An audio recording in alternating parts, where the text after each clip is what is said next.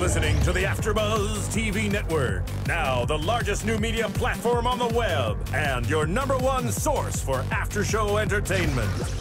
Very good, Keith Johnson. From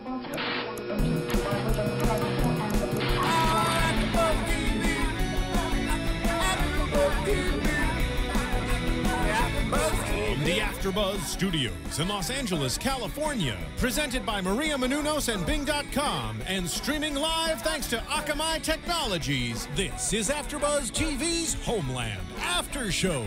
We'll break down tonight's episode and get you all the latest news and gossip. If you'd like to buzz in on tonight's show, you can buzz us at 424-256-1729. That's 424-256-1729. And now, another post-game wrap-up show for your favorite TV show. It's AFTERBUZZ TV's Homeland After Show. Well, hello everybody. Thank you for joining us. Bing is for doing, and we are here doing another AFTERBUZZ TV After Show for Homeland Season 2, Episode 6, entitled Gettysburg Address. I'm your host, John Comerford, and I'm joined in the studio by the unflappable Jenna Bush. Hello. Also by the unshakable Roth Cornett. Hello. And the ungyratable Thaddeus Massey. I'm gyratable, hi. Gyratable. Also, it's the best I can come up with on short notice. Also joining us, a very special guest host. You've seen her on numerous TV shows, including NBC's Windfall. She's been on Fox's North Shore, CW's Ringer. She recently wrapped her second season as Lacey Hamilton on the hit MTV show Awkward. The lovely and talented Nikki DeLoach. We hear you are a super fan of Homeland, a big fan of Homeland. And did you come to it right away, or did you find it this season, or when did you? Oh, episode 1. Episode 1. You were hooked. Episode 1. Episode 1. Wow. Speaking of hooked, a lot of things happening this episode. First impressions. What we thought we had a lot of it set up, but then boom. Yeah, I think it was Nice sort of like gunfight. Yeah, it was going along. I was like, okay, well, after last week's like super intense interrogation, I was like, okay, well, this one can't be as intense and as amazing. And then Can't it though? it can. Yeah. And then people break into their That's guns. what the writers said to you. They had that very conversation. They said that this is what the audience will say, and we will come back with, oh, really? Really? Right. Take this, Gettysburg. It's totally true. Oh my God, shootings and fake deaths. Do we want to get there? Do we want to? No, we'll get to that. Can we get into that? but that's my first hold that. impression. But that was tease the just a audience. first impression. Because I'm very excited to talk about it. Yeah. Oh yes, I know she's got the vapors about Quinn again. So. No, it's not about. I'm excited about that Oh, scene. no, I because have vapors about Quinn. I have a theory. There you go. I have a theory about the masked too. gunman. Oh yeah. Do you And have a theory? Oh, no, about Quinn. Oh no, I have we do. You got the vapors about Quinn? We're having vapors. Yeah. Yes. Apparently, the Yeah. ladies like the Quinn. That's Yeah, true. I think it was just the knife thing that just did me in. I was like, oh, Oh flutter. He kind of had. He really did have me at hello. She's kidding. She's It's that kidding, guys. government bad boy. Yeah, that never works for me. I tried the knife thing. The ladies don't like it. Try not to stab people. So, yeah, I don't know why. If you don't. So, all right, well, before we get into that, I want to start out with the Dana and Finn storyline, the whole hospital thing, because we were talking about that much last week about, the fact that they put that in the mix. You have to have changed your mind about Dina a little bit at this point. You have to have. As I qualified last week, the thing that bothered me more than anything, I love the way they painted Dana with her father and that relationship. The only thing that bothered me about it was how she was such a little shit to her mom until that one scene. But otherwise, I thought she's been wonderful. So it hasn't changed my mind so much because parts of her and parts of the way they've painted her, I've loved that character and I love the way she portrays it.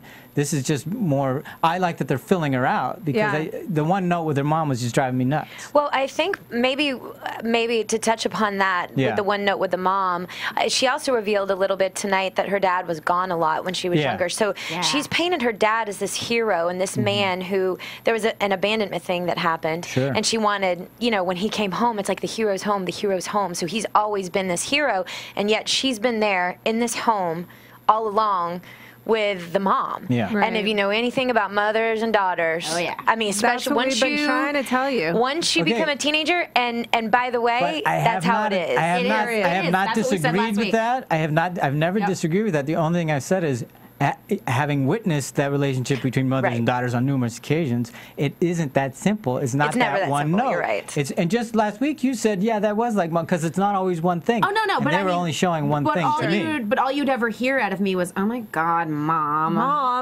Also, hi, Mom. She watches this every single week. Well, maybe not this Mom. Also, seriously, if my mom would like to leave a comment, Mom, please leave a comment. When from the time I was 14 until the time I was 18, wasn't it just like, ugh. I mean, they're really, like, yes, of course there were other layers, but that's all you ever heard out of my mouth, so. Right, but I do agree with you, John, that I think, like, in season 2, you kind of have to bust open the relationship, and it does need to be layered a little bit more by season 2. Even if it's true, even if it's true, and I'm not even debating that, it's boring as hell to watch it. That's the only scene I ever see is this, oh, here's the roll of the eyes, here's the put upon mom, I know how the scene's going to start and end. Yeah. What I kind of dug this week, though, was there were a bunch of parallels going on. You kind of had, like, Dana in the car with Brody where, you know, he's like, are you okay? Are you okay? Yeah. You know, because they read each other so well and they have that amazing sort of dynamic and relationship. But then also I thought what was cool is that this is maybe a bit of a stretch for me, but Saul and Carrie have this great father-daughter dynamic also. And it's like Saul's concerned about Carrie for liking the wrong man to some degree in Brody. And Brody's concerned about Dana. You can see him look in the rearview mirror going with this I don't think that's a stretch at all. Yeah, this like crappy little teenage boy. And then it's funny too because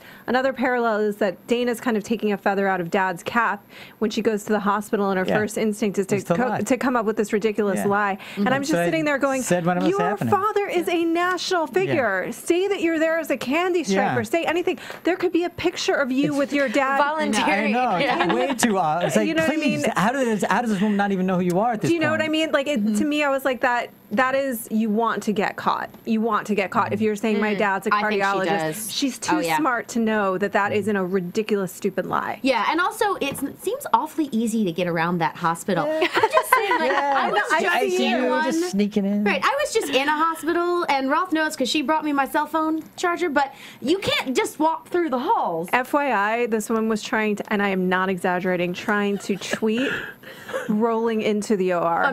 She's not kidding. I am not exaggerating. I had to physically remove the iPhone. Let's move on. Wait, are you okay? I'm good, and my appendix exploded. Oh, wow. So I'm all good now. Okay, all right. Where the hell was your phone? I had to wrestle it out of her appendix just hand. exploded. No, I'm not. I really did that. Rolling into the ER. I was gonna say. I did that. Also, I was on a lot of morphine. So. Before or after the tween? Yes. At any rate, yeah, it did seem like it was a little bit more easy than it ought to have been to roll up into the ICU. Yeah, you know. Just that's TV. Waltz in. But I definitely agree with you in that she does want to get caught. There's no question. She wants to fess up. And I know we'll get into this with predictions, but it did seem from the coming attractions as though this may have come out. We can get to that later. Well, let me note that now. It has to come out. It has to come out some kind of way. Yeah, but I mean, I think this next week might be. I thought he did a great job of playing up putts. That was wonderful. I thought he's a baby douche. We knew it. This kid, he is like, he reminds me of that guy. You know how it just reminded me of, you know, when a girl like is dating a guy and she's like, you know, we have to have a conversation, we have to have a talk, and she's gonna tell you that she's late or something. That's what it felt like. And he's like, it's not mine. Get away from me. Who are you? By the way, I've never seen you before. It felt like that. Yeah. Well, but he's so fundamentally, and I think this is a parallel to Brody too, because I feel like Brody really only cares about himself. I mean, at this point, everything he does is maneuvering to secure his own position, whether he's working with the CIA or not. It's all about him and securing. And he also is getting a little ballsy, like, hey, how about not having a tail following me to school when I'm driving my daughter to school? How about not being a terrorist? You don't have any. You're crazy. Like, you don't have any choices anymore. You're done.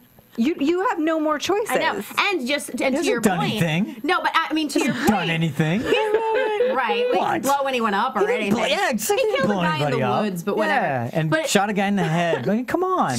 But they're both so entitled, like the kid and Brody. I mean, I just saw so many, like, they're both so entitled and they only care about themselves. Yeah, you know? And look what he did with Jessica. Seemingly. I mean, he was like, he had to add that little thing in where any smart man, which he normally is, I mean, except for his life choices. But, you know, other than that, he would normally not add the, well, she's not with the CIA anymore. Like, he just went one step too far, and I think he's starting to make bad decisions. I mean, but wait a minute. But using that same logic, does he want to be found out? Maybe. Possibly. Maybe, because can you imagine the pressure? That's what I was going to say. Yep.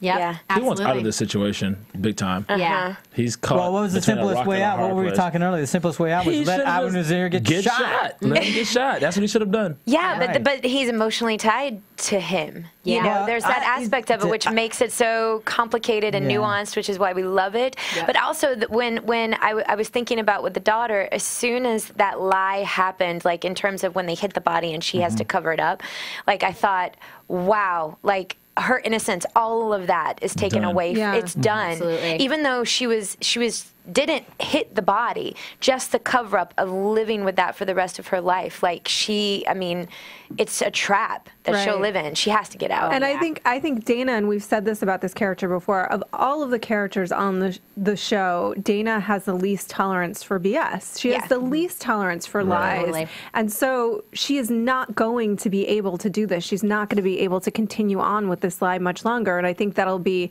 because her and her father are so much alike, it's just going to be interesting to see that played against each other. You know, I know we weren't totally crazy about the idea that the kids had hit this guy. It felt a little... intense. The way they got there, we weren't. It felt... Thaddeus thought it was fine, but we weren't happy with the way they got there. But yeah. And I thought it was fine, but the writing, creatively... But are you guys liking the way they're playing it out? Oh, yeah. We talked about that. I'm glad they did it because it was the way it was going to play out, but I just don't like the way they got there. I just want to give a shout out really quickly. Okay. To Max Silvestri at Max Silvestri on Homeland. He made a tweet regarding Homeland. He said the CIA needs to investigate Dana's boots.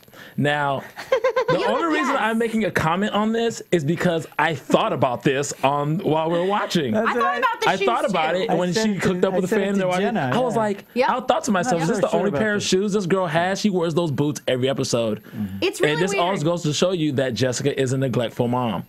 This is America. She's an upper class.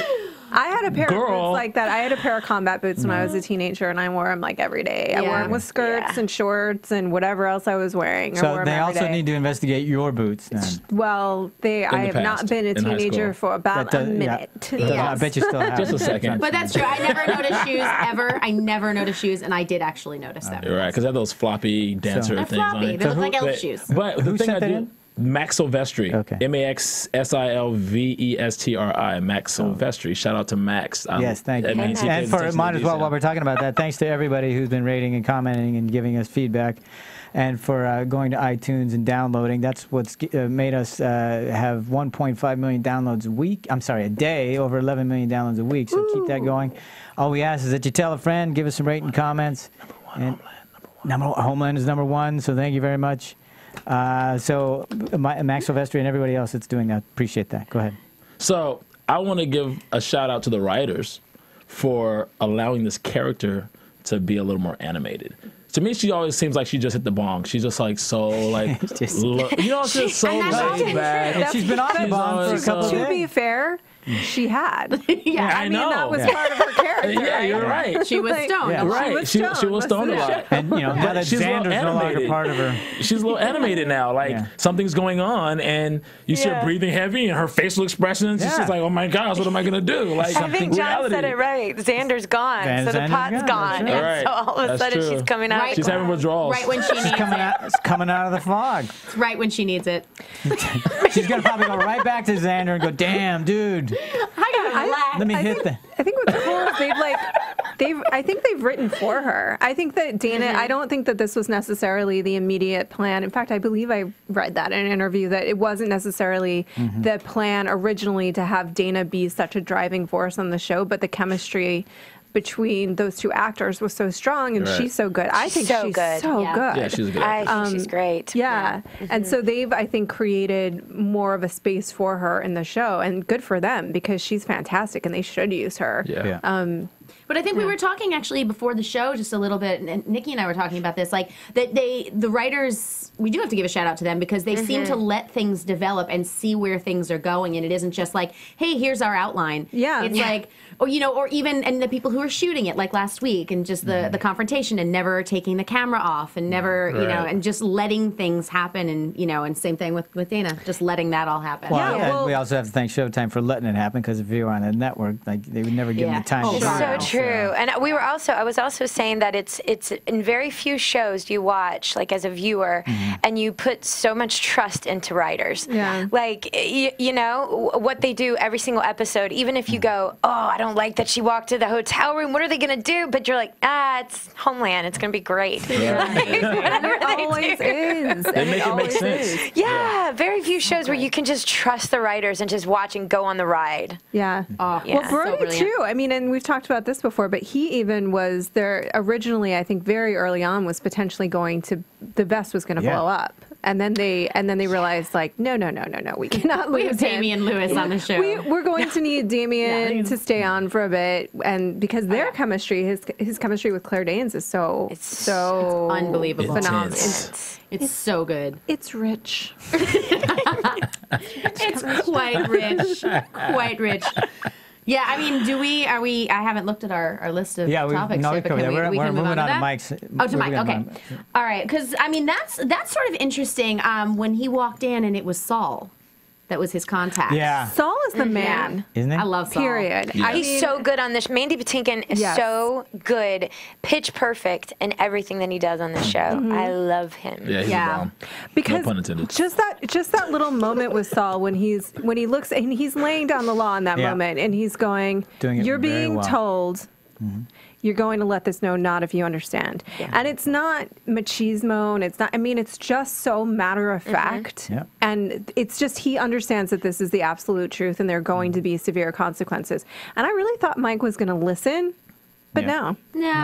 Did you really thought Mike was going to listen? I did. Really? I did, because Mike to date as a character has been kind of like very steady. He's been the steady guy. He's been the sane, rational. Of anybody on the show, he's been the most steady, sane, and rational. Right. And so for him to go to Langley and realize in that moment that you're risking everything. You're risking your career, certainly. But I think he has an ulterior motive, because it's that wife. Because when the minute that he thought that it might really be Brody, that's his in. That's his in to Jessica. Which I mean, did you really? I think they overplayed it because they brought him in, and David, he said the whole line about a GS-15 or whatever. Because once they did that, he knew something was up. Yeah, I don't think they overplayed it.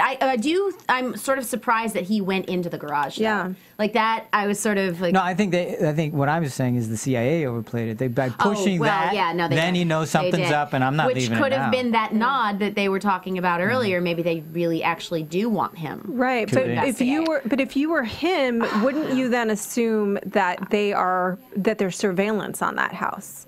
And then if you're going to go rifling through that house, you're going to be seen doing that. And they just told you to drop it. I mean, I understand that he loves Jessica. I do. And I understand that maybe he's going to have a conversation with her about this. But I feel like if I were him, I would have a conversation with her by a creek, nowhere near that house, where I would think that there was potential surveillance, and be like, I think your man did this. I think he's crazy. Here's what the CIA is telling me. This, you need to get away from him. Yeah. And into my loving arms. I had a problem with the conversation. I had, in general, I thought it was, for me, the one moment where I thought the writers kind of let us drift into soap opera night. Like, I called it melodrama. Yeah, melodrama. Like, I was like, I went to that. I totally, it took me out of the show for a second, because I was like, this is not the tone, this is not the style of the show, it's not the writing. So I think they forced the conversation to happen, and it just felt a little, because the show's so point as far as the script goes, it just took me out of it. One small moment where it might not be, it stands out more. It stood out so much to me. Totally does, I said the exact same thing when it was happening. I said, we went to melodrama. Yeah. And of course, Jessica spilled the CIA thing. Yeah, it was a little too convenient. Oh my gosh. That's why they don't tell you anything, Jessica. That's why. Because you blurted out. He has almost lost his mind. I think I'm like, what? This is why he doesn't tell you anything. This is why he doesn't share anything, ladies. Games. Goodness. I do have a tweet here from Apollo Priestess saying Dana wears her boots like that as it's the last remnant of her being the rebel. Okay. She's holding on to her individuality nice. with her boots. Thank you. Priestess of Apollo. I like that. I know. I agree. If I had had to wear a uniform like that as a teenager, I definitely would have had something. There would have been piercings. There would have been things that I claimed as my own. Piercings. Yeah. I like that. It's best I didn't have a uniform. Bush piercings. Yeah. Also, that makes a lot of sense.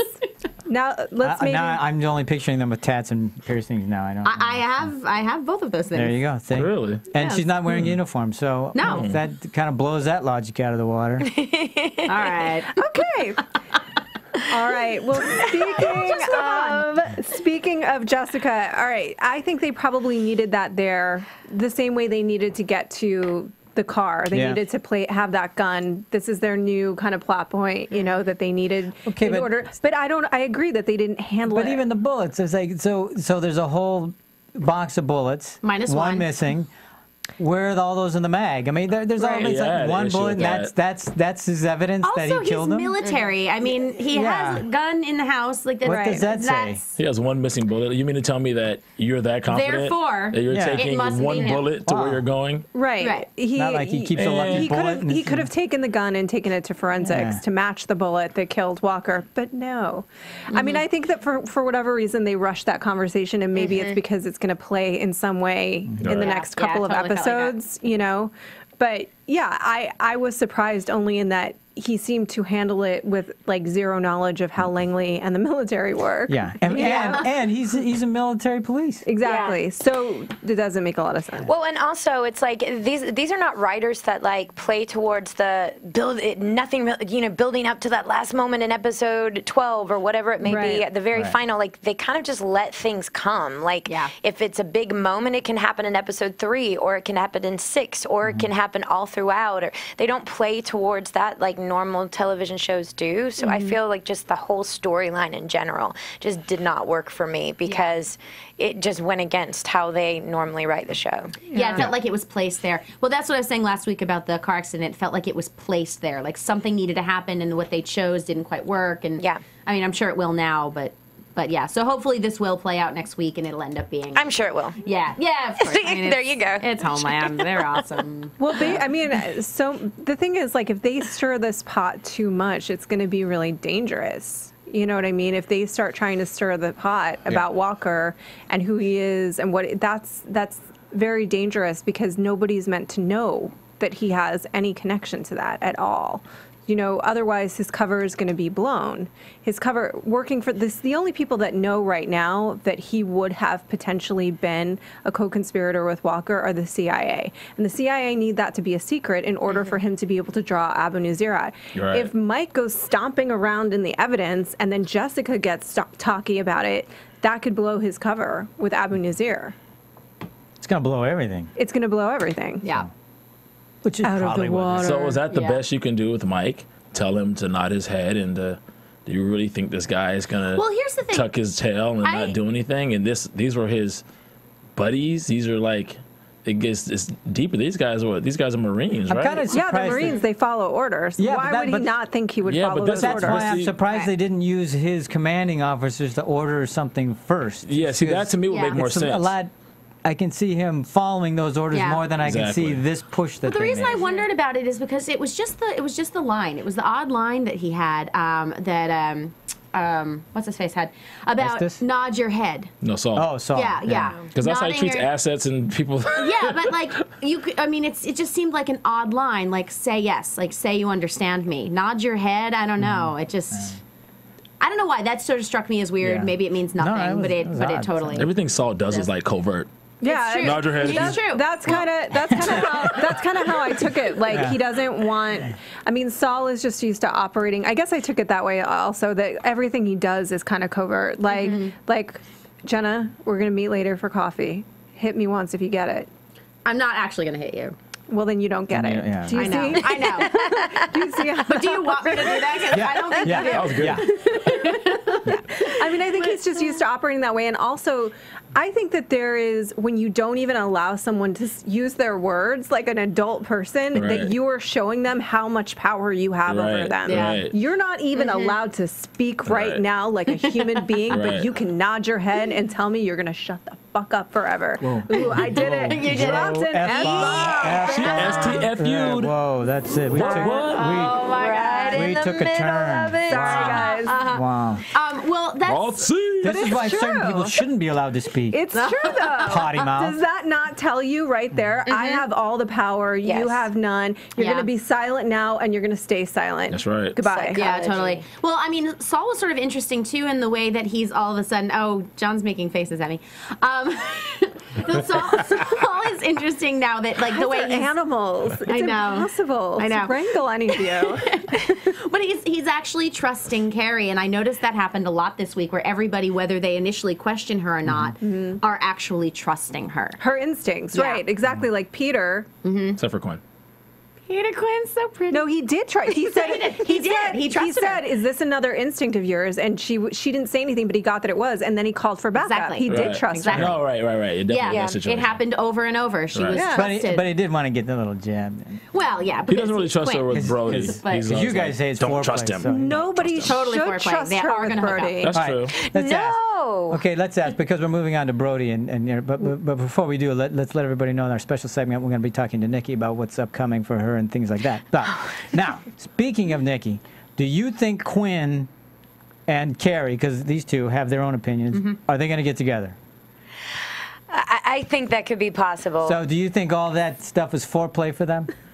Oh, yeah. Okay. For sure. That's flirting. It is That's flirting flirting. for those Yep. two characters. It absolutely is. It's power struggle. Oh, yeah. But a power struggle, a good power struggle, a lot of the times is about flirtation. Yep. Yep, and getting it out. Yeah. See? Getting it out. Another woman in the Love room, it. and she gets it. Yes. So do you think at this point he's dumped the ER nurse he was hooking up No, with? no. I think he won't drop her until he for sure knows that Carrie's in. Okay. You're a guy. Yeah. You know how that works. You know what I mean? I Guys mean, don't move on until they know they got another one in the pot. Totally true. I'm a one girl at a time kind of guy, so. Aw, that's adorable. So is Oh, look how sensitive he just got.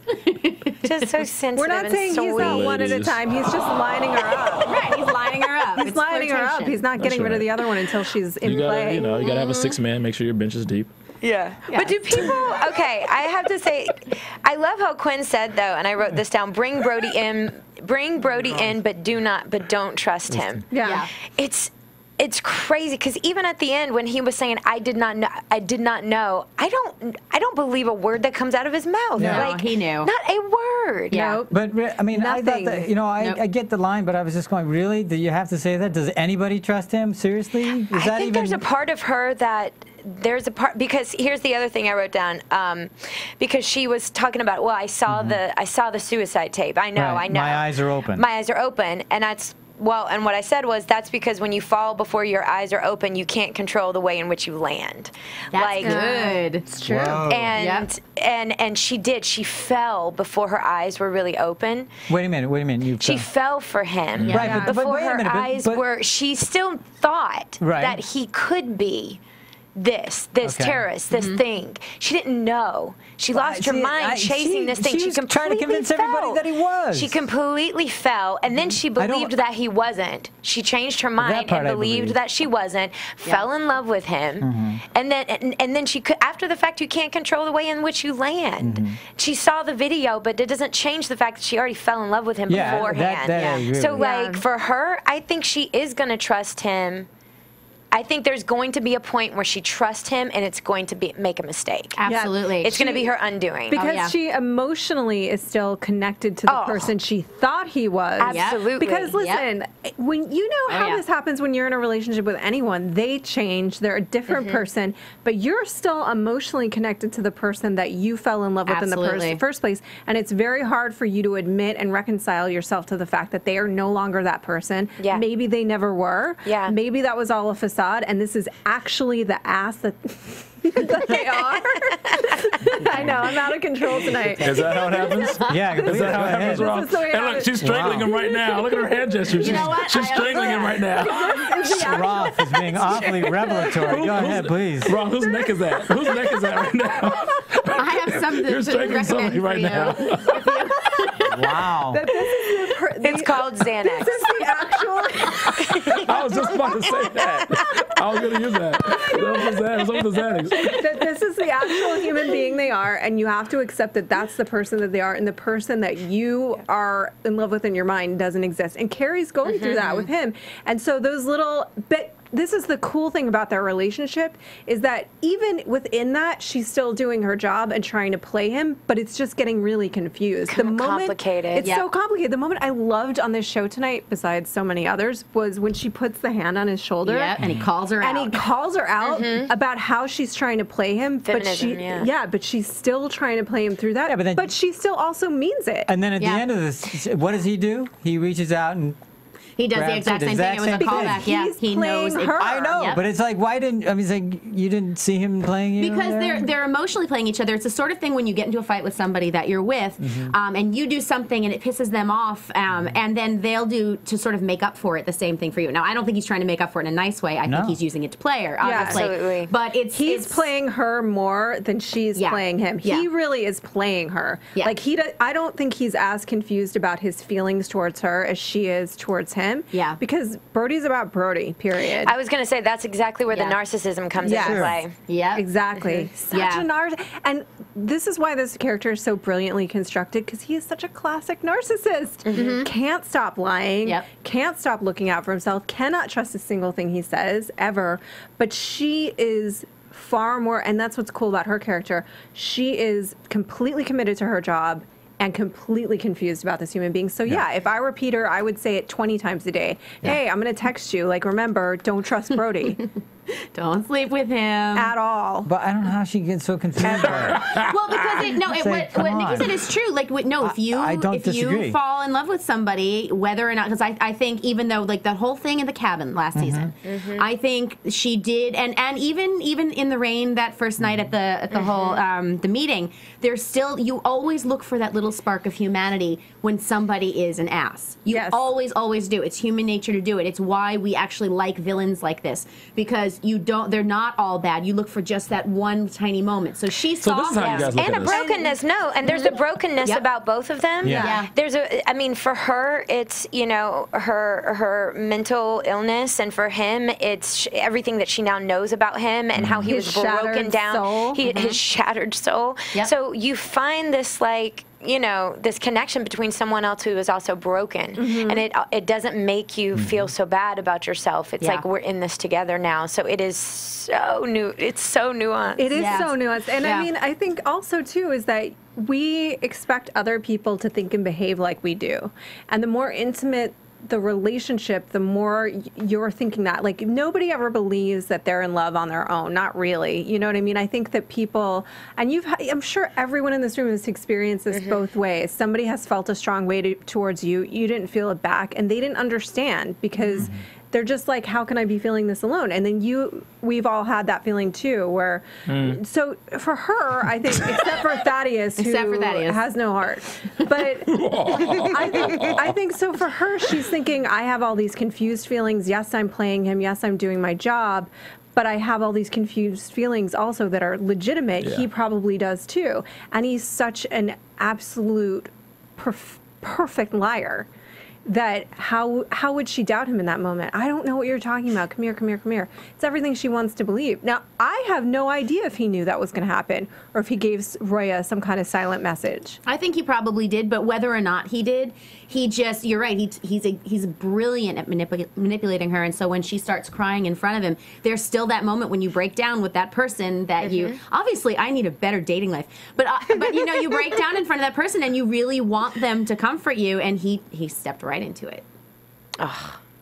And she bought it. She bought it. This is interesting watching the ladies break this down. I'm learning a lot. No, keep going. I love it. Go right ahead. She did buy it, but it won't. It will not stop her from doing her job. No, nothing's going to stop Carrie from. Well, that's the thing I love about her character. At the end of the day, she will choose her job. It's how much is she going to compromise herself, her heart along the way? A lot. Yeah, totally. Absolutely. Well, but I think what I heard you say is that she was going to trust him at some point, and it's gonna screw something up. Yeah, I'm gonna call that. Yeah, I'm gonna call that. I mean, so when it happens, y'all can tweet me. Absolutely. Yeah. We can tweet each other back and forth when we see it. So as good as she is at her job, I know she's gonna screw up. She is, and she's a screw up. It's gonna be him. He's her Achilles heel. I think she's. Thank you. I think Carrie is not broad strokes a screw up. In fact, she never screwed up once, John. She was right about everything she said. She slept with him, and then she said the whole thing about the tea. So yes, she did screw up. I'm saying he's her Achilles heel. Outside of him, I don't mean she's a screw up across the board. I mean she screws up. She screws up her life. And in ways, and in her work. No, she doesn't screw up her work. She's never been wrong. She slept with the guy. She gave up the tea thing, which screwed that whole thing up. That was a screw up. Okay, she slept. That was inappropriate. That was inappropriate. Wow. Okay, that was. I'll give you that. That was inappropriate. It was unprofessional. Excuse me. Okay, duly noted. That was inappropriate, no doubt, and she screwed up her own life with that. However, who screwed up the biggest? Estes, by not believing her. I don't believe that. He let a man with a freaking suicide vest walk in with the vice president. That's a screw up, not her. Yeah. No, I have a question. Do you think that... It's not like she's infallible. All I'm not saying is that she's made mistakes. She screwed up a few times, and clearly she has. I don't know why that's a big deal.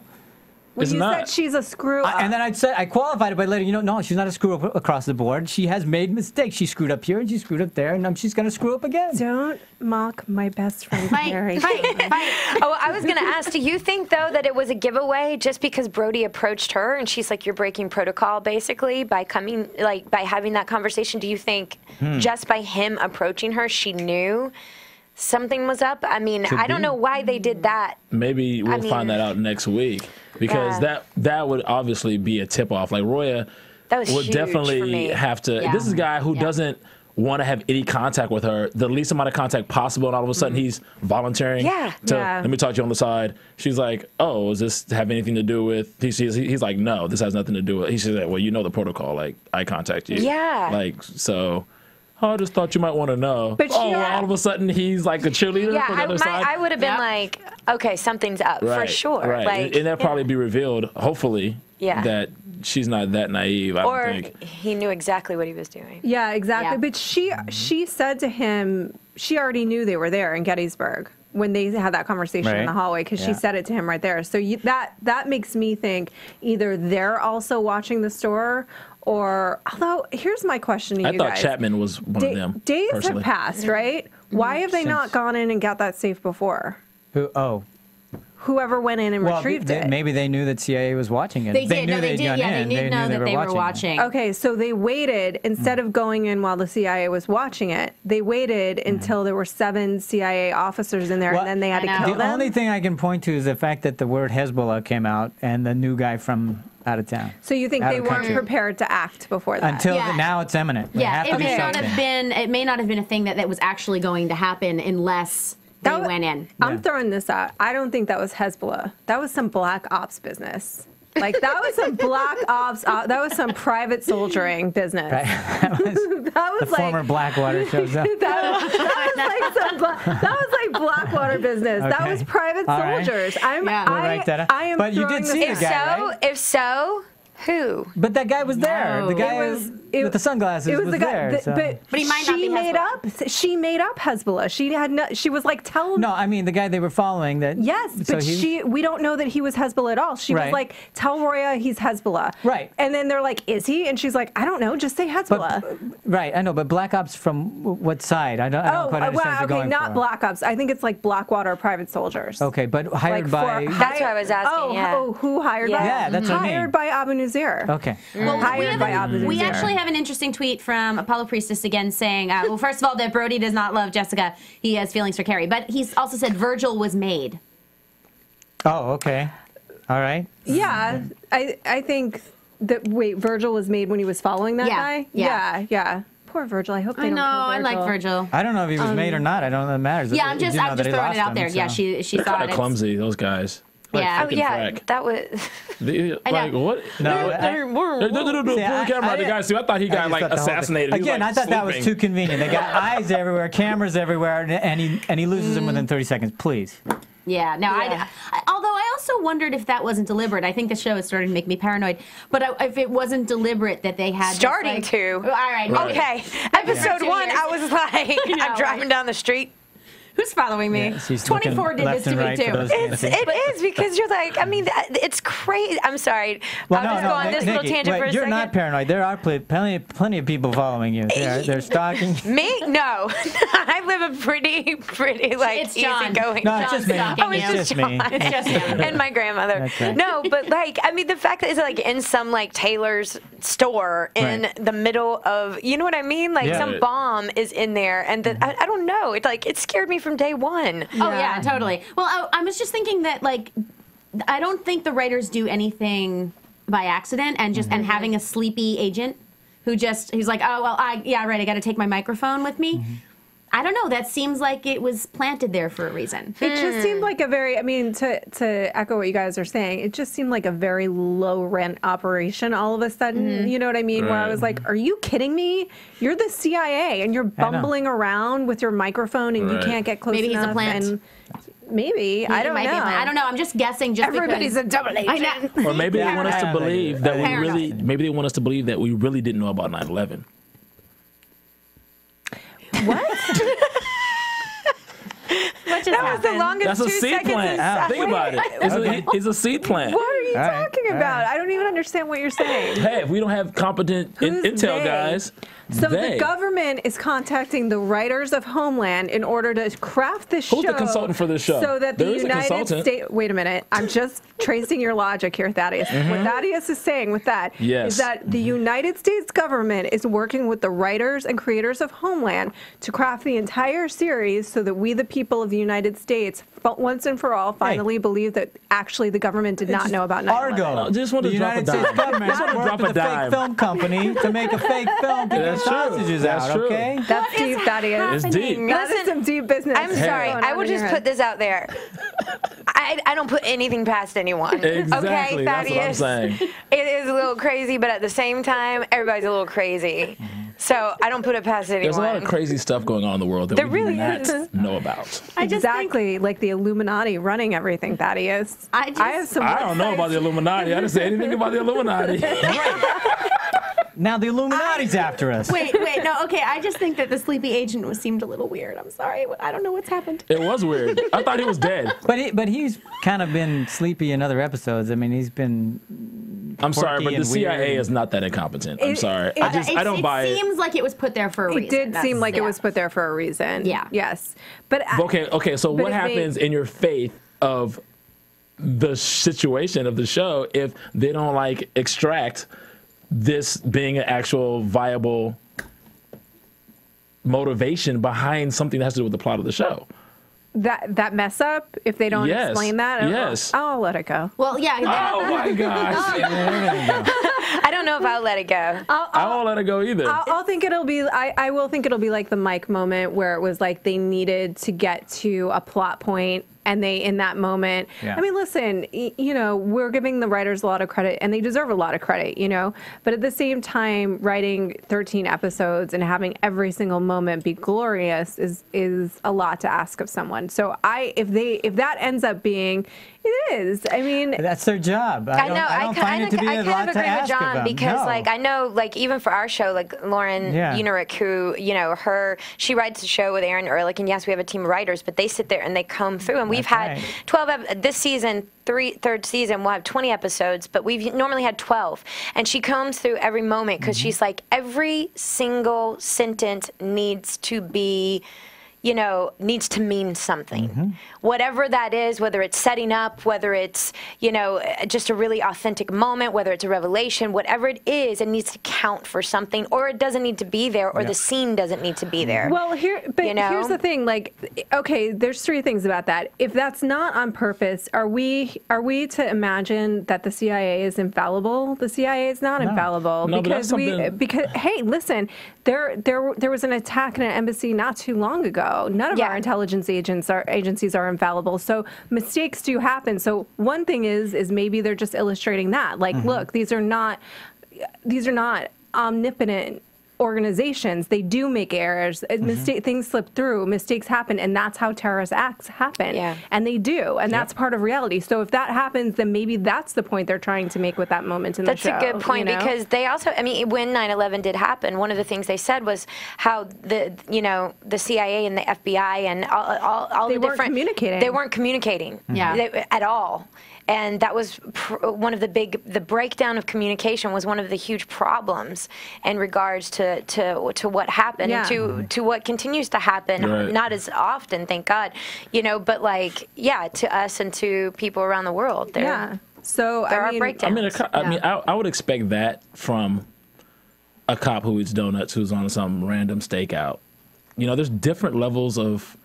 There is, but maybe. And I expect a higher level of competency based on pay. There's like all they always say, how come I don't know this information? It's above your pay grade. Well, those guys are supposed to be a par above, every level of law enforcement. But right now, remember how tiny the amount of people that know about this even are. That, like, how shadowed this operation really is. That very few people know that Brody is a terrorist. Very few people know what they're planning to do. This is like a very small operation that they're running here. And the truth is, I mean, maybe these are not infallible people. Mistakes do. Everybody is a human being, no matter how good or bad you are at your job. To me, it's like, oh, we can't excuse this, but we can't excuse Estes letting, once again, a man with a suicide vest strapped on him, walking into a bunker with the vice president. Like, well, he's still awesome. He didn't catch it, did he? No, he did it. I don't know. But it wasn't because he was sleeping at his desk. But do you know what I mean? Like, she's still not letting this go. I'm just saying, like, mistakes do happen. Of course, so I would buy it if that ended up being something purposeful, but I would also buy it if it was just a mistake that happened. Well, to me, that's not so far-fetched. She's going to be in like season 5, and you'll be talking about like, and I will bring it you'll be back. talking like Finn and Dana, and then she'll be like, but it's still. Yeah, that's right. That's right. Well, does not excuse but to me, that's the biggest mistakes we've seen so far on this show is that. I mean, hello. That was almost a freaking act of terror on the United States soil. Right. So, like, that's the biggest mistake we've seen anybody make ever. And people did die. And a woman did die, yes. Yeah. So, well, it wasn't a mistake. I mean, he was in range to get whatever audio he was supposed to get. And they were just. Oh, we're back. Okay, sorry. We're back on the mic guy. Yeah, back on the mic guy. Yeah. He just, I don't know.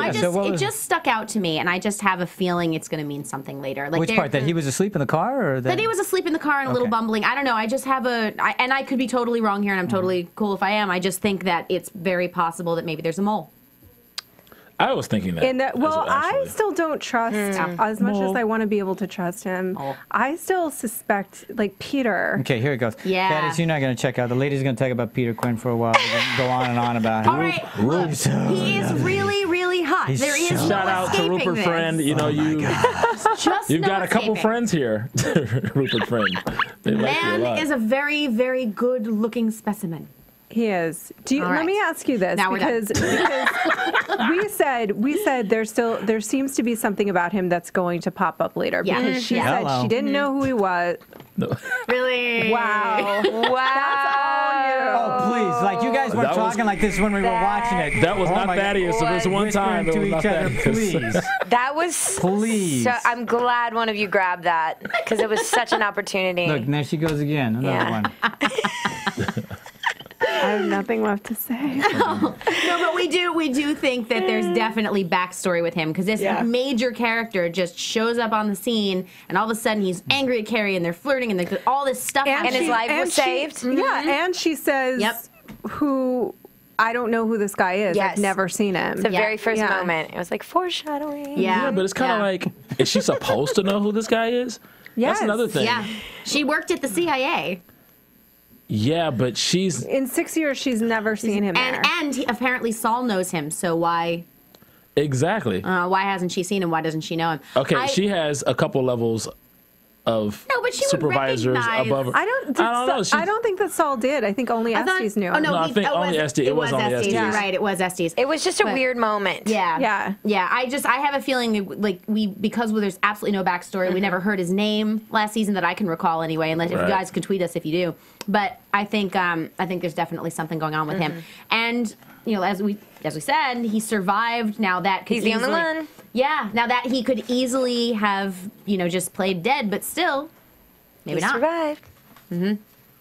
Oh, so you guys think he's a double agent? Well, didn't we see him in the previews for next week's? Yeah, I think so. I think so. I saw him in the preview. Yeah. Okay. So I was like, Well, he didn't. Cutie's alive. They're gonna kill him. Let's talk about you for a minute. Yes. Me? Yes. No, Homeland's so much better. No. Nikki DeLoach. Let's talk about you. Tell us about your upcoming awesomeness everywhere. Yes. Not everywhere, just a few places. Well, I have a Christmas movie coming out, Golden Christmas 3. That's right, they did two before this one, on November 25th. And then a movie called Flying Lessons that comes out December 7th, but you can actually get it on VOD. November 7th, they're doing this weird release on VOD beforehand and then in the theaters. It's called Flying Lessons with the lovely Maggie Grace and Hal Holbrook and Christine Lottie, and he's big fan of Hal Holbrook. Hal. He's Legend. Yeah, he is a legend. So special. Yeah, what's that? Seriously, what was that like? Man. Was it? So kind of. I my character doesn't, actually have scenes with him, but we did the Santa Barbara Film Festival. We opened it with a movie, and so I got to meet him and talk to him, and he's just such a lovely human being. Yeah. Class act. A class act. Yeah. But so that comes out. That'll be in theaters December 7th. What's that about? Well, I think it's a movie about grief and forgiveness, and the main character, she actually has something pretty traumatic happen to her, and it sends her down this road of sex, drugs, and rock and roll, so to speak. But she leaves town, and my character was supposed to go with her. We have these dreams of going to New York and dancing, but I got pregnant, so I get left behind. And so she goes off, and she really, along the way, ruins all of her relationships with her mother, with her friends, with her boyfriend. She has to come home and make amends and, find her way back to forgiveness if you can forgive after something really traumatic happens to you. How do you find your way back?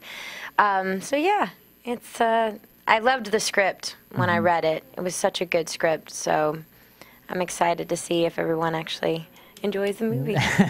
I'm sure we will. Yeah. It's on video on demand, right? So those can look for that on video on demand in your area. Yes, November 7th, and then in the theaters December 7th. All around, right? November 7th, December 7th. Rolling with the 7th. Yeah, I know. Yes. And might I add that Nikki DeLoach is definitely not awkward. I don't know. Definitely not. Far from it. I see what you did there. Oh, thank you. Thank you, Fatty. You're welcome. Although I feel awkward all the time. That's fine. What? I do. You don't feel awkward a lot in life? No, I'm probably not self-aware enough to know that I should be awkward. I just That's why he stays away from social don't networks. care. Oh, that's why you're not on Twitter. Yeah, that's See, the but I reason. think you would probably be one of those people. You might be like me. Like I was like, no, and then MTV was like, you guys have to get, a Twitter handle. I was like, okay, whatever. And then all of a sudden I started, and then I was like, I can't control it. It now. Over your life, doesn't it? It's crazy. I think you would be like that. Like you would be one of those guys that would avoid it, and then once you got on it, you'd be like, I just had 2 bowls of cereal. Yeah, my dad just joined, and he resisted forever, and now he called me the other day, and he's like, I'm on Twitter all the time. I love it. I love it. I love it too. I still don't text. Addicting. It is. It is addicting. You don't text? No. Oh my God! Do you have a record player? A what? I actually have a record player. A phonograph. So that I have A record player.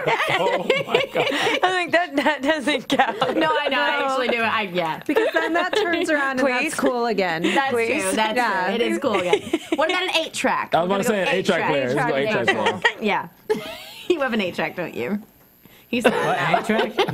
No, I don't have an Okay, 8-track. all right, just checking. I have a 4-track. It came out before the 8-track. Oh my gosh. And Thaddeus is a 1-track. I'll take that as a compliment. It's a 1-track. So, what else can we chat about? What about? Tell us more about Christmas. The Christmas one. Oh, actually, it's just it's a TV movie. It's on the Ion Network, and it's like it's just a feel-good Christmas movie. It's got golden retrievers and It's love, got puppies? and I will it watch does. anything It's with got puppies and Oh, come on. happy ending for the movie puppies. Thank you. So these 2 little movie puppies, by the way, adorable. They're so cute. My mother-in-law had said that she wanted to find another golden retriever because theirs had passed away. And so I was like, well, taking pictures, like, do you want these 2 golden retrievers? And she did. She flew into town and she got them. That's great. Yeah, so they're up in Minnesota and they're really big now. But So it's a perfect holiday movie. That's it's a kind of perfect, amazing. yes. That's great. It's a perfect holiday movie. With They found puppies and homes everything. and yeah. Where can people see that and when? On the Ion Network, November 25th. 25th. Okay. Yeah. So look for that one. So And then have a good Awkward time Season there. 3, we start shooting end of January. So, yeah. What happens this season? I can't tell you anything. Can you tweet us? She'll be tweeting about it. No. She's like, oh, spoiler, delete. Partly because I don't know. No, I'm kidding. I do know, some juicy tidbits because they do get. I mean, we're really fortunate. Lauren brings us in the writers' room, and we get to talk about Whoa. like where we would like. Oh, That's unusual. Oh, absolutely. We sit down with the whole team of writers Wow. and discuss where we would like to take our character, what we would like to see happen. Doesn't mean it's going to. Wow. But Still really cool, though. But It's amazing, Lauren, yeah. Lauren is such a there's no ego involved in what she does. So if she hears a good idea, she'll be like, "Oh, I love it. Okay, let's do that. Let's do that. Let's do that." Like she'll be the first to say, "Oh, that wasn't me. That was Molly." Like Molly was the one that came up with "You're welcome." Like she was the one who came up with her whole character's tagline, and Lauren's Nice. always like, "I didn't do that. That was Molly."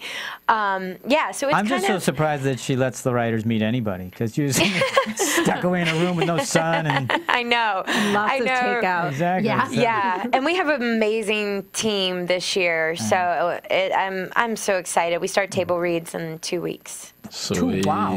Yeah.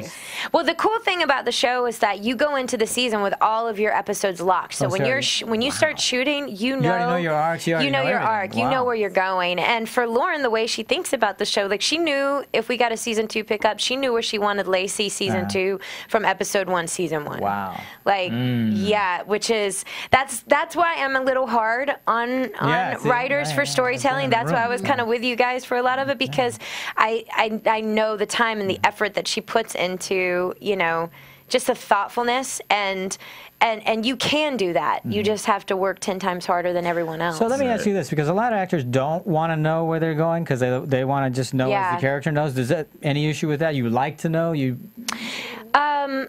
I like to. I mean, it doesn't. Either way. Yeah, it's fine with you. It's fine with me. I think, like for season 1, it was important for me to know where I was going. Like, for instance, my character, there was this mystery of the confrontation and who wrote it, and I actually knew in the audition room. Right. She told me then, like, you were the one that wrote it. But she's like, but you can't tell anyone. And we didn't tell anyone. And then, but the lead character, I mean, they literally left the page out of all the scripts that they sent to everyone, so nobody knew. And then the lead actress who plays my daughter got the scene the night before we shot it. And it was the last scene that we shot of the entire season.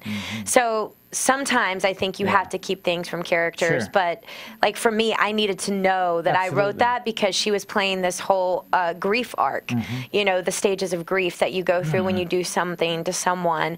And so I just needed to know. But I think either way, it's all right with you. Yeah, like if I didn't, I think she's constructed characters that are very grounded and authentic and real enough, even though in the heightened state of comedy, that whatever direction she would go, it would make sense and we'd be able to follow. Yeah. That's great. That's because you're a genius. Me? No, Lauren's a genius. Lauren's a genius. All right. Any last words for the show? For any last questions? Nikki? I just want to say. What? It is never going to be as bad as Estes allowing that person to go in the room with the best. I'm sorry. Nikki gets it. Well, you say that like we debate that. We're not. I'm not debating that. I just had to do it one last time for the road because I love it. It makes me. Just had to do it one last time for the road. Estes screwed up. All right. Well, let's let everybody know where they can find you all. So. All right, you can find me at Jenna Bush, BUSCH, like the beer, not the president. You can find me on Fanhattan, and you can find my show with Stan Lee on youtube.com/World of Heroes. You can find me at JROTHC, JROTHC, AMCtheaters.com, ScreenRant.com, and elsewhere around the web. More to come. Ooh, very nice. You can find me on Twitter at Club Thaddeus, CLUBTHADDE. Well, along with watching you on Ion Network on November 25th. Ion Network, Golden Christmas 3, November 25th, and Flying Lessons in theaters December 7th. And you can find me at Nikki DeLoach. There you go. And then on my Who Say page, there Nikki DeLoach. And as always, you can't find me anywhere. So except here. Except here. He's out buying 8 tracks. That's right. So on behalf of all of us, we want to thank you very much for listening. Thank you guys for having me. Nikki, it's been a pleasure having you. Thanks so much. Love to have you back. Thank you so much for having me. Anytime you want to come back, we'd love to have you. Thank you so much for being here and being such an awkward and enjoyable guest. From Bing.com, executive producers Maria Menounos, Kevin Undergaro, Phil Svitek, and the entire AfterBuzz TV staff, we would like to thank you for listening to the AfterBuzz TV network. To watch or listen to other after shows and post comments or questions, be sure to visit AfterBuzzTV.com. I'm Sir Richard Wentworth, and this has been a presentation of AfterBuzz TV. Buzz you later. The views expressed herein are those of the hosts only and do not necessarily reflect the views of AfterBuzz TV or its owners or principals.